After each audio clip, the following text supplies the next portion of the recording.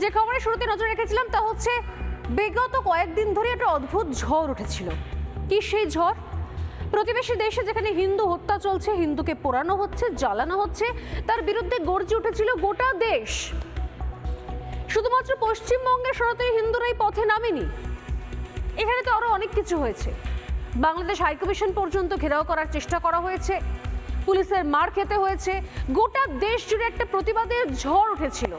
কিন্তু সেই প্রতিবাদের ঝড়ের মধ্যেও কোনো মানুষ, কেউ একটা বিশেষ শ্রেণী যারা এর মধ্যে বাংলাদেশ নিয়ে কোনো রকমের মন্তব্য কখনো করেনি, সেখানকার অশান্ত অবস্থা নিয়ে কখনো চিন্তা প্রকাশ করেনি, সেখানে হিন্দু হত্যা নিয়ে কখনো মন্তব্য করেনি। শুধুমাত্র তাই নয়, যদি দেখতে হয় তাহলে সেভাবে দেখতে গেলে দেখা যায় যে নির্দিষ্ট এই শ্রেণীটা যখন পাকিস্তান একের পর এক জঙ্গি সন্ত্রাসবাদী কার্যকলাপে প্রচ্ছন্ন মদত দেয়, সেই সময়ও এই নির্দিষ্ট শ্রেণী, যে শ্রেণীকে আপনারা যে কোনো ভাষাতেই বলতে পারেন, অদ্ভুত রকম সিউডো সেকুলার বুদ্ধিজীবী শ্রেণী, সিউডো সেকুলার সেলিব্রিটি শ্রেণী, এরা কোন শ্রেণী আমি জানি না, যারা দেশ সম্পর্কে দু চারটে নিন্দে বেশি করতে পারলে হয়তো খুশি হয়, কিন্তু তবুও প্রতিবেশী শত্রু দেশ সম্পর্কে একটাও শব্দ খরচ করবে না, সে তাদের সম্পর্কে একটাও কোনো মন্তব্য করতে চায় না।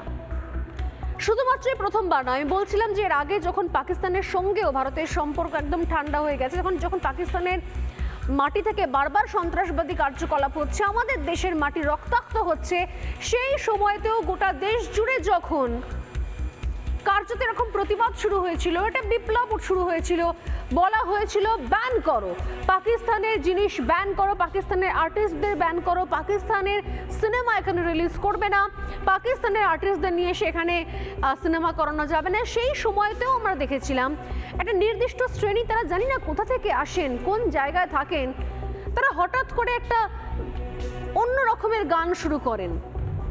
সীমান্তের মধ্যে কেন বাধা পড়বে সঙ্গীত, কেন নাটক, কেন এই ওই তাই ইত্যাদি ইত্যাদি ধরনের বিভিন্ন ধরনের তারা যুক্তি নিয়ে আসেন।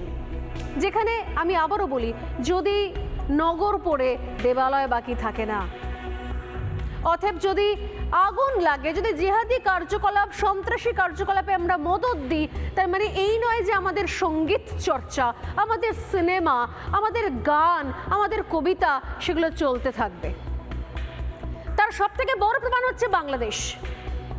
দেখুন, বাংলাদেশে যারা মদত দিয়েছিল, এই যে ছাত্র আন্দোলনের নামে যে জামাতি শিবিরের হাতে ক্ষমতা চলে যাচ্ছে, যেভাবে কোথাও উগ্র একটা ভয়ঙ্কর মৌলবাদ কট্টরপন্থা সামনে চলে আসছে, যারা যেগুলোকে সমর্থন করেছিলেন, আজ তারা বুঝতে পারছেন যে এই উগ্র, এই মৌলবাদ, এই সন্ত্রাস, এই কট্টরপন্থা কাউকে রেয়াত করে না।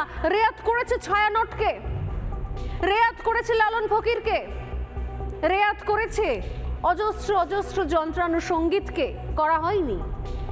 শুরু থেকে যদি দেখেন বাংলাদেশে, সেই জলের গানের স্টুডিও ভাঙচুর করা থেকে শুরু করে এই সদ্য ছায়ানট ভাঙচুর করে আগুন লাগিয়ে দেওয়া পর্যন্ত, এমন নয় যে সঙ্গীত জগৎ, সিনেমা জগৎ সবকিছুর ঊর্ধ্বে রয়েছে, সেটা সম্ভব নয়। ঠিক সেরকম ভাবেই খেলা সবকিছুর ঊর্ধ্বে রয়েছে, এটাও সম্ভব নয়। আপনারা জানেন যে আমাদের দেশের ইতিহাসে একাধিকবার হয়েছে, মুম্বাইয়ের ক্ষেত্রে হয়েছে, একাধিকবার হয়েছে, যখন পাকিস্তান সন্ত্রাসবাদী কার্যকলাপ চালিয়েছে তখন পাকিস্তানের টিমকে বয়কট করার ডাক দেওয়া হয়েছে, স্টেডিয়াম অশান্ত হয়ে উঠেছে। এমনও সময় গেছে যখন বাধ্য হয়ে যেই দুই দেশের এই চাপানুতরের মধ্যে সন্ত্রাসবাদী কার্যকলাপের প্রতিবাদ করার জন্য বেশ কিছু সময় খেলা পর্যন্ত বাতিল করতে হয়েছে। আসলে এই খেলা, মেলা, গান, সংস্কৃতি কোনোটাই দেশের ঊর্ধ্বে নয়। যারা বোঝানোর চেষ্টা করেন তারা আসলে ধান্দাবাজ, তারা নিজেদের ধান্দাটা খুব ভালো বুঝে যান, নিজেদের ব্যবসা, নিজেদের প্রফেশন, নিজেদের কাজ, সেই জায়গাটা, পরিসর, সেই ক্ষেত্রটা বুঝে যান, কিন্তু আসলে দেশ দশের স্বার্থ নিয়ে তাদের কোনো চিন্তা থাকে না। যখন তাদের ঘরে আঁচ লাগে তখন তারা প্রতিবাদ করেন, যদি তাদের সিনেমা রিলিজ আটকে দেওয়া হয় তখন তারা প্রতিবাদ করবেন।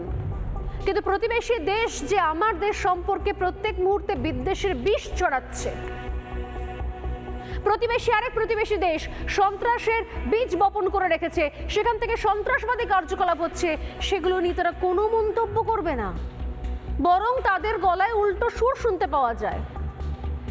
নানা ধরনের কন্টেন্ট দেখার জন্য লাইক করুন, শেয়ার করুন আমাদের ফেসবুক পেজ, সাবস্ক্রাইব করুন আমাদের ইউটিউব চ্যানেল। পাশাপাশি অন্যান্য ব্রেকিং নিউজের জন্য অবশ্যই চোখ রাখুন রিপাবলিক বাংলায়।